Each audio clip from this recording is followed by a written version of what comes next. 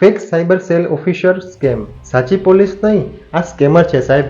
આ પ્રકારનો સ્કેમ શું છે? તમને વોટ્સએપ કે એક ફોન આવે, હું સાયબર સેલમાંથી વાત કરું છું, તમારો નંબર ફ્રોડમાં ઉપયોગ થયો છે, તમારું આધાર કાર્ડ, બેંક ડિટેલ્સ, ગેલેરી તપાસવી પડશે, હવે જ વિડીયો કોલ કરો નહીં તો તમારું વોરંટ નીકળશે. આ પ્રકારનો જ્યારે તમને કોઈ વિડીયો કોલ આવે છે તો જે સામેવાળો પોલીસ અધિકારી છે એ તમને આઈ કાર્ડ બતાવશે, એ પોતે વર્દી પહેરેલી હશે અને બેકગ્રાઉન્ડ પણ પોલીસ સ્ટેશન જેવું જ હશે. આ પ્રકારનો ક્રાઇમ કેવી રીતે થાય છે? વોટ્સએપ કે ટેલિગ્રામ પરથી તમને કોઈ સંપર્ક કરે, તમારી પર વર્ચ્યુઅલ ગુનો લાગેલો છે એવું તમને ડરાવે છે, ત્યારબાદ એ લોકો વિડીયો કોલ કરે છે અને એમાં પોલીસના કપડાં પહેરે છે, પોલીસની વર્દી પહેરી અને પોતાને ઓફિસર બતાવે છે.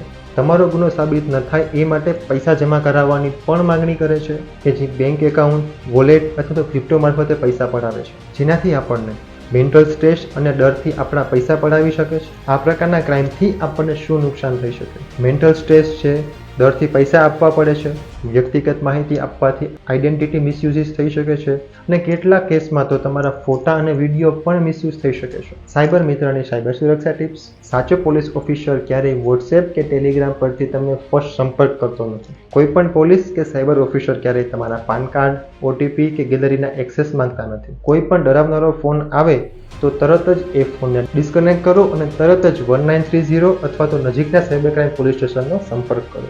આ પ્રકારના સાયબર ક્રાઇમથી બચવા માટેના સાયબર લોસ. બીએનએસ સેક્શન 419 અને 420 એટલે કે ખોટી ઓળખ આપી છેતરપિંડી કે જેની અંદર 3 થી 7 વર્ષ સુધીની જેલ થઈ શકે.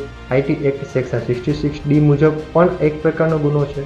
બીએનએસએસ હેઠળ વિડીયો કોલ, વોટ્સએપ ચેટ્સ હવે લીગલ એવિડન્સ છે. પીએસએ હેઠળ કોલ લોગ્સ અને નંબર ટ્રેસ કોર્ટમાં માન્ય છે. જો આ પ્રકારનો ક્રાઇમ થાય તો તરત જ 1930 પર ફરિયાદ કરો અથવા તો cybercrime.gov.in પર ફરિયાદ કરો. આવા જ ઇન્ફોર્મેટિવ વિડીયોને જોવા માટે લાઇક અને શેર કરો અને બનો સાયબર મિત્રના ડિજિટલ રક્ષક. Stay safe, stay protected. જય હિન્દ.